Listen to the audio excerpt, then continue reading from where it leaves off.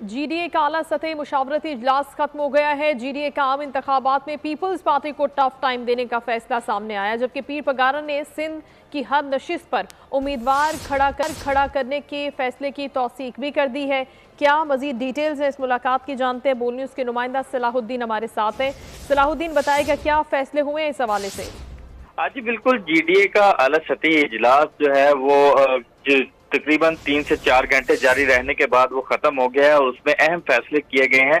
पीर साहब पगाड़ा की सदारत में ये इजलास हुआ है, जिसमें जीडीए ने आम इंतखाबात में पीपल्स पार्टी को जो है टफ टाइम देने का हतमी फैसला भी किया है और पीर साहब पगाड़ा ने आम इंतखाबात में सिंध भर की हर नशिस्त पर उम्मीदवार खड़े करने के फैसले की भी तौसीक की है और जल्द जीडीए का अहम जलसा भी मुनक्कद करने का फैसला किया गया है, जिससे पीर साहब पगाड़ा खुद जो है वो खिताब भी करेंगे और इस इजलास के अंदर एमक्यूएम, जेयूआई समेत पीपल्स पार्टी मुखालिफ जितनी भी जमातें हैं उनके खिलाफ मिलकर इत्तेहाद बनाने पर भी अहम मुशावरत की गई है। और पीर साहब पगाड़ा ने कहा है कि जीडीए इंतखाबात में अक्सरियत से कामयाब होकर सिंध की तकदीर बदलेगी।